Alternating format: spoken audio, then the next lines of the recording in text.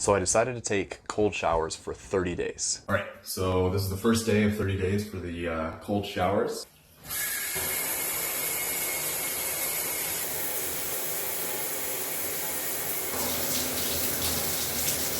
Doing cold showers for 30 days is my first 30-day trial.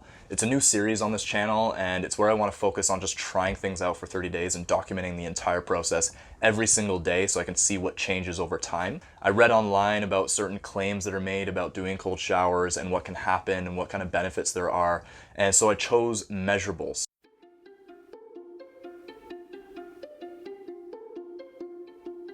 The 5 that I chose for this video, one of them, hesitation. So how hesitant was I going into the shower before it started? The second one was discomfort. So how uncomfortable was I when I was in the shower? The third one is relief. So how good did I feel after I left the shower, after it was over? Did I feel better? Did I feel worse? And also energy levels, I split that into 2. One being right after the shower and one being at 4 p.m. every single day. Of course, I want to mention, this isn't like highly scientific. This is just me observing things every single day. Okay, here goes day number 2. The worst part of these showers was actually the first like 10 seconds. The first 10 seconds were freezing most of the time, and that didn't change much over the 30 days. And after that 10 seconds or that first 20 seconds, it got a lot better and I got used to it, and the water got a little more comfortable. And by the end of the 30 days, I found that it wasn't too uncomfortable. I actually got used to these cold showers.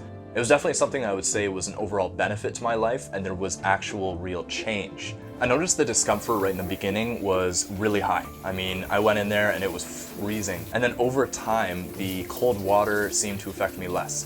It seemed to get a little bit better, a little bit better, a little bit better. The worst part of it was the first 10 or 20 seconds, and then after that, it was a lot more comfortable. My hesitation level definitely changed. In the beginning, I was pretty hesitant, and then over time, by the end of the 30 days, I had less and less hesitation, pretty much to the point where I was just okay getting it over with because I knew what to expect. That expectation was the one thing that I developed over that 30 days, to know that, okay, this is going to be uncomfortable for the first 10 or 20 seconds, but after that, it's going to be okay. I wasn't in a hurry to leave the shower. It was quite comfortable by the end of it. My relief level changed as well, and it got to the point where by the end of it, I didn't really care about leaving the shower, and I just sort of left and didn't feel much different when I was out, and I just wanted to get the day started. My energy levels were the things that changed the most, and I would say it's the one reason why I might consider continuing on taking cold showers in the future. My energy level right after the shower felt different, especially compared to a hot shower. After a hot shower, I felt kind of that my energy was depleted a little bit, and then with cold showers, I felt right afterwards like I had an energy boost. And then at 4 p.m. every single day, I noticed that definitely there was a change, because I work a full-time job right now, and I would always be at my desk prior to that, taking hot showers before this trial, and I would feel exhausted most of those days by 4 p.m. But with these cold showers instead, I felt pretty energized, and you can see in the data that I was probably an 8 or a 9 out of 10 for the most part by the end of this challenge. Right now it's the 15th day of cold showers, so still have 2 weeks to go. One of the things that I liked about doing this challenge was that it was pursuing short-term discomfort in order to achieve long-term benefit. And I definitely found that, because it was 20 seconds, let's say, of quite a bit discomfort going in that cold shower, especially right in the beginning. And then afterwards, for the rest of the day, I found myself benefiting from higher energy levels.